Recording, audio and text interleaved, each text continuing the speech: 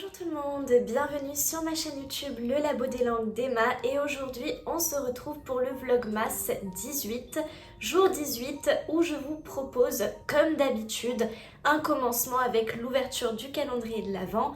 Ensuite je vais vous parler d'un nouveau film que je vous recommande pour cette période hivernale décembre-janvier et on terminera avec un top 5 de livres de genre très variés que je vous recommande à lire en ce moment, même si ce ne sont pas forcément des livres qui abordent la thématique de Noël, mais des livres qui sont, on va dire, relaxants, qui sont vraiment sympathiques à lire pendant cette période.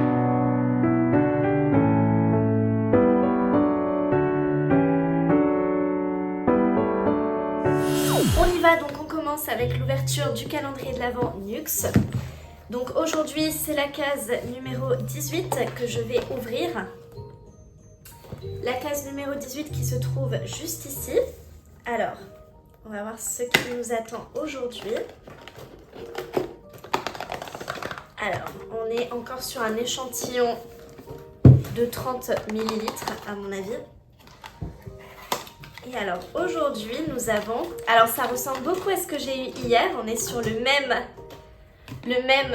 packaging, le même emballage. Et aujourd'hui, on a un démêlant. Donc finalement très bien, qui vient compléter le shampoing d'hier. Un démêlant brillance miroir, là encore à l'huile fermentée de camélia rose. Donc autant dire que ça sent super bon. Ah oui, c'est vrai qu'ils sont fermés ceux-là. Alors je vous montre comment ils se présentent un petit peu plus près. Donc vraiment très très mignon. J'aime beaucoup ces packaging de Nux. Donc là ils disent de laisser poser 1 minute sur les cheveux essorés puis rincer. Donc c'est après évidemment après le shampoing en sortant de la douche. Donc je le testerai et je vous en reparlerai une fois que j'aurai testé tous ces produits. Film du jour, aujourd'hui je vous propose 2 comédies que j'adore regarder en période de fête de fin d'année. Alors oui, ce sont des comédies très très vieilles mais qui restent quand même des classiques à voir absolument en famille. Je commence par Les Bronzés. Alors Les Bronzés font du ski. On a Les Bronzés en vacances, je crois, il y en a 2 il me semble.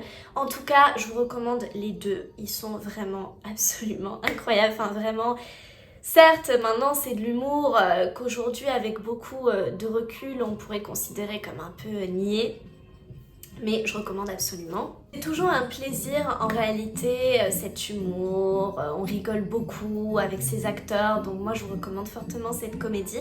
Et après, une autre comédie que j'ai regardée hier soir, donc que j'ai revue en fait, c'est Les Sous-Doués. Alors là c'est pareil, vous en avez 2, vous avez Les Sous-Doués 1 et après vous avez Les Sous-Doués en vacances. Et là, vraiment ça m'a trop fait rire de le revoir. Déjà vous voyez un petit peu la mode de l'époque, tout ça, parce qu'on est sur des films qui datent des années 90, il me semble, 80-90, enfin des films qui ont plus de 30 ans, hein, je vous dis ça. Et donc vous avez un peu, vous voyez, la mode de l'époque, comment s'habillaient les jeunes de notre âge à cette époque-là. Et comme le titre l'indique, Les Sous-Doués, donc c'est l'histoire, alors il me semble que c'est des lycéens qui sont en terminale, du coup qui vont passer leur bac. Mais voilà, comme le nom l'indique, c'est des gens en fait qui travaillent pas quoi. Les lycéens ils font rien, ils cherchent qu'à trouver un petit peu les embrouilles, ils font n'importe quoi, ils font des blagues aux professeurs, tout ça, enfin... Au final, c'est assez drôle à regarder, ça passe vraiment bien. Et voilà, moi je trouve que c'est toujours un plaisir de voir ces films. C'est des comédies qui sont pas très très longues en plus. Donc voilà. Sachez là encore que Les Sous-Doués sont disponibles les 2 sur Amazon Prime Video du moins. Puisque c'est sur cette plateforme que je les ai regardés. Et après, Les Bronzés par contre, il me semble qu'avant, ils étaient sur Prime Video, maintenant ils y sont plus. Donc je sais pas trop comment les retrouver. Ils sont peut-être disponibles sur une autre plateforme. Donc c'est dommage, j'aurais bien voulu les revoir cette année, mais je crois que ça va pas être possible. En tout cas, voilà, regardez au moins, je pense que Les Bronzés font du ski, c'est vraiment le classique. Mais Les Sous-Doués, voilà, si vous aimez Les Bronzés font du ski, Les Sous-Doués ça va vous plaire parce qu'on est dans le même délire. On passe désormais à mon top 5 des livres que je vous recommande absolument pour les périodes de fête. Alors, je vous ai proposé des genres très très différents et il y a probablement des livres dont j'avais pu parler il y a un certain temps, mais il me semble pas. Alors, On commence avec un petit livre très court qui est franchement pour moi un livre que je pourrais lire et relire, et je sais que beaucoup d'entre vous seront d'accord avec moi, c'est Le Petit Prince. Le Petit Prince de Saint-Exupéry. Alors il y a beaucoup de versions différentes du livre, mais donc moi j'en ai une version un petit peu imagée, voilà, illustrée. Mais là encore, vous avez énormément de versions du Petit Prince. Il a été tellement réédité. C'est vraiment un classique à lire absolument si vous ne l'avez pas fait. Pour vous dire, j'en ai même fait un travail de réflexion de master sur cet ouvrage parce qu'il a l'avantage en fait d'être finalement à la portée de tout le monde. Et c'est un livre qui a à la fois un langage très simple, mais en même temps une portée philosophique qui fait qu'en fait c'est un ouvrage qui pourrait vraiment être étudié aussi bien en primaire qu'au collège, qu'au lycée. Voire, bon, j'irai pas jusque là, mais à l'université, ça pourrait quand même être aussi un livre qui nous pousse vraiment à réfléchir énormément sur nos sociétés actuelles, etc.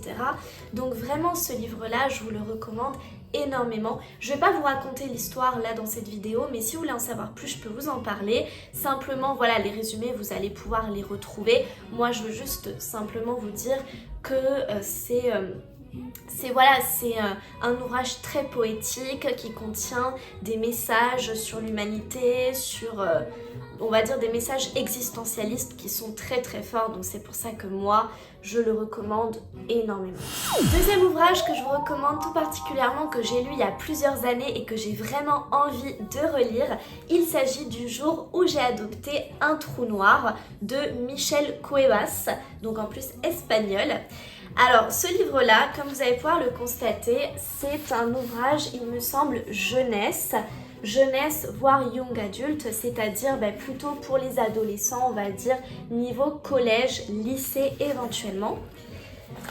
J'aime beaucoup comment il est présenté à l'intérieur. Vous voyez que les pages, elles sont joliment décorées, vous avez certaines petites illustrations. Et je me souviens que c'est vraiment une histoire, on va dire, un peu métaphorique. Une histoire d'une jeune fille, alors vous voyez qu'elle a 11 ans, Stella, donc on est plus pour niveau collège-lycée. Et si je dis pas de bêtises, voilà, en fait, c'est une histoire qui parle d'une brisure familiale, puisque cette jeune fille a perdu son père. Et si je dis pas de bêtises, voilà, elle est avec son petit frère et leur chien. Et en fait, ils vont partir à l'aventure. Enfin, littéralement, le titre l'indique. Ils vont adopter un trou noir. Donc déjà, rien que ça, vous vous dites, mais dans quel genre on part là? On est dans du fantastique, de la fantasy. Et en fait, évidemment, il faut imaginer que tout est très métaphorique. Que évidemment, ce trou noir, ils vont l'adopter. Mais en fait, faut imaginer que voilà, faut pas le prendre au sens premier du trou noir tel qu'on pourrait l'imaginer dans la vie, mais voilà, toujours le mettre en relation avec le père décédé, le manque d'affection, le fait d'essayer de trouver disons quelqu'un ou quelque chose qui puisse remplacer cette perte. C'est vraiment voilà un livre très fort, et je trouve que c'est bien de le lire en période de fête de fin d'année parce que c'est un livre qui nous rappelle aussi à quel point la perte d'un être qui nous est cher peut être douloureuse, peut être une épreuve finalement insurmontable, et comment essayer de combler cette perte qui est en fait voilà une perte qu'on ne pourra jamais totalement combler, puisque un trou noir déjà de base, un trou noir en fait c'est quelque chose que vous pouvez jamais combler. Vous voyez ce que je veux vous dire? Donc je pense que voilà, il faut vraiment toujours remettre en contexte le trou noir qui est relié à ce père, cette absence qu'on voudrait essayer de combler. Voilà. Troisième livre, alors là on part dans le milieu asiatique. Je sais qu'il y a beaucoup de personnes qui aiment tout ce qui est un petit peu du genre asiatique. Personnellement ça me plaît beaucoup parce que, sans aller dans les clichés, de manière générale, la plupart des ouvrages asiatiques, voire même tous ceux que j'ai lus, ont toujours une portée très poétique, très sentimentale. Et c'est vrai que c'est complètement différent du genre français tel qu'on pourrait le connaître, puisque là on est vraiment voilà sur... on pourrait presque dire une exagération des sentiments qui est souvent propre aux personnes d'origine asiatique, mais moi je trouve que c'est tellement... on va dire que c'est une autre manière d'approcher la réalité. Donc encore une fois, je ne veux pas généraliser, hein, mais simplement, voilà. Je peux vous dire quand même que tous les ouvrages que j'ai lus de ce milieu-là sont vraiment très très poétiques. Donc si vous n'en avez vraiment jamais lu, je vous recommande d'en lire au moins un. Et celui-ci, c'est mon premier ouvrage asiatique et celui que je pourrais vraiment relire et que j'aimerais d'ailleurs beaucoup relire. Ce sont donc Les délices de Tokyo de Dorian Sukegawa, j'espère bien le prononcer.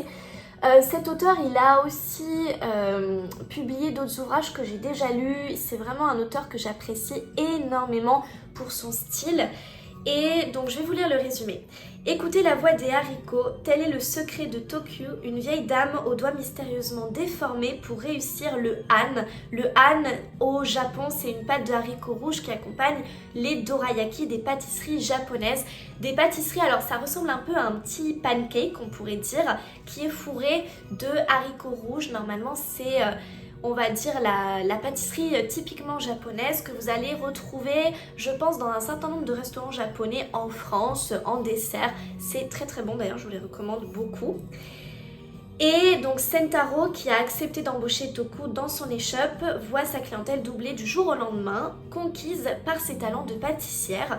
Mais la vieille dame cache un secret moins avouable et disparaît comme elle était apparue, laissant Sentaro interpréter à sa façon la leçon qu'elle lui a fait partager. Alors, d'ailleurs c'est précisé pour vous dire, même sur la 4e de couve, c'est bien précisé qu'il a été magnifiquement adapté à l'écran.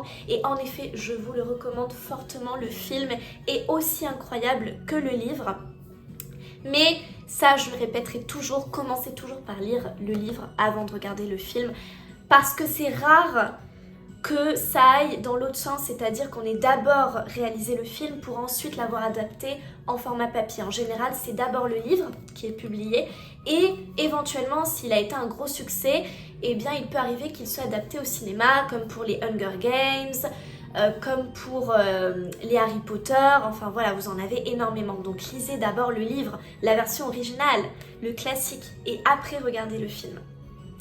Et donc je sais que voilà, en fait c'est une histoire qui est un peu triste parce que donc si vous voulez, cette vieille dame qui a beaucoup de succès en tant que pâtissière, elle a aussi malheureusement un handicap avec sa main. Alors je sais plus trop exactement ce qu'elle a à la main, mais quand la clientèle va découvrir ce secret, ça va tout de suite les repousser. Ils vont trouver ça répugnant qu'une dame ayant un handicap à la main ose finalement préparer avec ses mains la pâte de haricots rouges, tout le nécessaire pour les dorayaki. Et ça, donc, ça va être un vrai problème. Mais en même temps, peu à peu, en fait, on va en apprendre plus sur cette vieille dame, sur sa vie. Et tout de suite, évidemment, on va se prendre d'empathie pour elle. Si vous voulez, si vous aimez beaucoup le milieu de la gastronomie en général, c'est vraiment une approche que je pourrais pas expliquer comment l'auteur arrive vraiment à faire de ces étapes de cuisine, si vous voulez, comment dire, des étapes qu'on pourrait rapprocher à une activité passionnée, comme si vraiment vous preniez soin d'un enfant. Mais là en fait on vous parle simplement de cuisine et des choses qui peuvent nous paraître totalement simpliste, du genre comment faire revenir les haricots rouges, comment vous devez les laisser reposer, les mettre dans l'eau, des choses toutes bêtes, mais qui sont décrites de manière tellement poétique que tout nous paraît absolument grandiose. Et c'est vraiment une approche totalement différente de la nourriture, de beaucoup de choses, une manière aussi de voir à quel point la vie peut être belle dans de petites choses en fait. C'est comme ça que je pourrais le définir. On reste dans le milieu asiatique, là je vous avoue que j'ai gardé le même genre et je vous propose là encore une fois des livres coup de cœur que j'ai eu, Tant que le café est encore chaud de Toshikazu Kawaguchi. Alors là j'en ai deux, il me semble qu'il y en a trois, hein, si je dis pas de bêtises, 3 ou 4. Là j'en ai deux en format papier, il me semble qu'il y en avait un que j'avais lu en format numérique.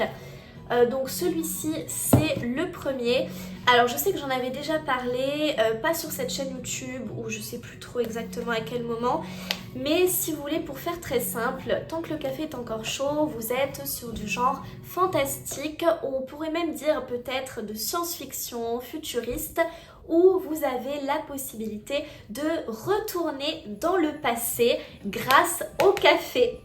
Donc c'est vraiment un café où vous allez pouvoir repartir dans le passé à un moment précis de votre passé pour pouvoir éventuellement retrouver une personne qui vous était chère, que vous avez perdue, pour pouvoir dire à la personne que vous aimez ou à laquelle vous lui avez fait du mal que vous l'aimez très très fort. Sauf que évidemment, pour pouvoir se faire, il y a un certain nombre de règles très très strictes à respecter, et si vous ne respectez pas l'une d'entre elles, ce sera impossible de se faire, ou il risquerait d'y avoir des conséquences. Pour cela, vous ne pouvez pas vous asseoir n'importe où dans le café. Il faut que le café soit chaud, c'est-à-dire que quand il commence à refroidir, vous ne pouvez plus rester dans le passé.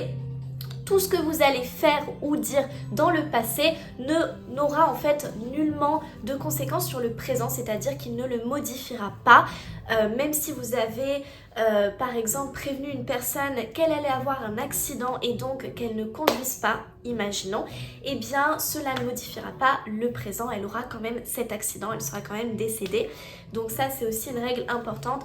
Enfin, pour vous en donner seulement quelques-unes, mais vous avez beaucoup de règles à respecter.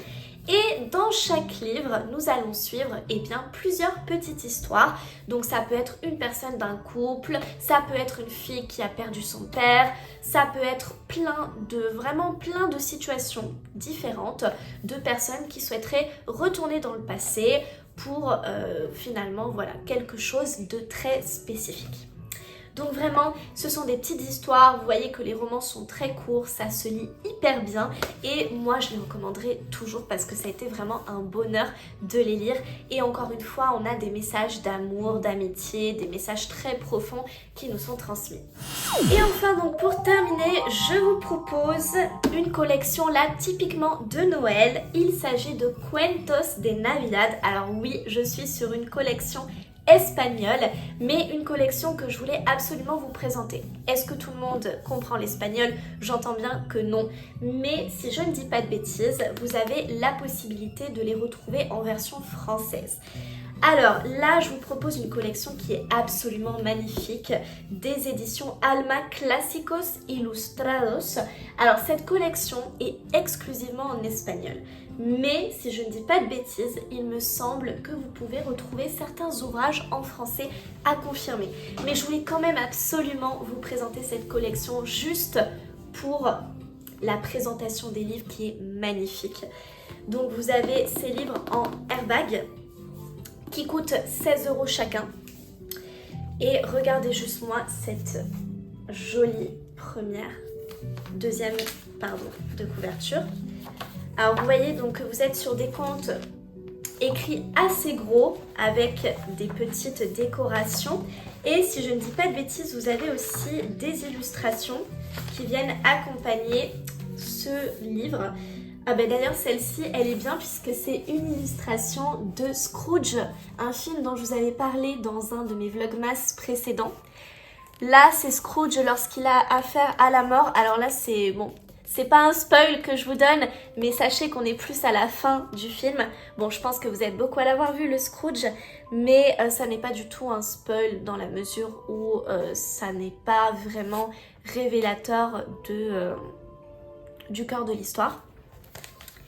Donc vous avez beaucoup d'illustrations et en fait c'est un ouvrage qui a repris les plus grands contes de Noël. Donc évidemment vous avez le fameux Scrooge, donc les contes de Charles Dickens, surtout de Hans Christian Andersen, très connu aussi, Emilia Pardo Bazán qui est normalement en Espagne une autrice qui a beaucoup écrit de romans plutôt sur la thématique sociale, des femmes, les femmes ouvrières, etc. Donc c'est super intéressant de les avoir tous réunis dans ce joli ouvrage. Et j'en profite pour vous en montrer deux autres, non pas sur la thématique de Noël, mais que j'avais pris parce que vraiment j'adore cette collection, et je me dis que je pourrais en acheter un nouveau. Donc vous avez Alicia, donc Alice au Pays des Merveilles de Lewis Carroll. Là vous avez pareil des illustrations qui sont magnifiques. Regardez-moi ça, la Reine de Cœur. C'est juste super beau, j'aime trop. En fait j'ai l'impression que c'est des illustrations à l'aquarelle et c'est vraiment magnifique. J'aime énormément. Là vous en avez une autre. Enfin vous voyez on est vraiment sur de très très belles illustrations. Donc c'est un livre que j'aime beaucoup. Et généralement on vous donne le petit prospectus avec tous les ouvrages d'inclus. Alors ça me fait penser que moi j'aimerais bien avoir Peter Pan. Il y a l'Iliade d'Homère. Alors celle-là, ça doit être incroyable. Vous en avez un certain nombre et en fait c'est vraiment une reprise de grands ouvrages qui ont eu beaucoup de succès. Donc vous avez Orgueil et Préjugés de Jane Austen, vous avez Dracula, vous avez Pinocchio pour n'en citer que quelques-uns. Donc vraiment une édition que je vous invite fortement à consulter, ne serait-ce qu'à consulter et à voir si vous pouvez en trouver des versions traduites en anglais et en français. Et j'ai également Les 1001 nuits. Alors là par contre on est sur un ouvrage beaucoup plus volumineux mais pareil avec de jolies illustrations. Donc vraiment je recommande énormément cette maison d'édition, à voir donc s'il y a possibilité de les trouver en version traduite. Voilà donc cette vidéo est à présent terminée, j'espère qu'elle vous aura plu, qu'elle vous aura donné quelques petits conseils pour cette période de fin d'année. Je suis désolée encore une fois, c'est vrai qu'il est tard, là on est déjà le 19 décembre, je m'y suis prise pas très en avance, mais bon, j'espère quand même vous avoir donné des petits conseils de lecture, de films à regarder. Ce que je veux vraiment c'est que vous puissiez voilà, vous divertir, profiter. Je comprends bien qu'avec le travail, avec nos occupations, on n'est pas toujours le temps de pouvoir le faire, mais si vous avez un petit moment, c'est toujours des moments de détente qu'il est important aussi de s'octroyer et de partager avec les personnes qui vous sont chères. En tout cas, je vous souhaite une bonne journée en attendant et on se retrouve demain pour le Vlogmas numéro 19. Ciao ciao.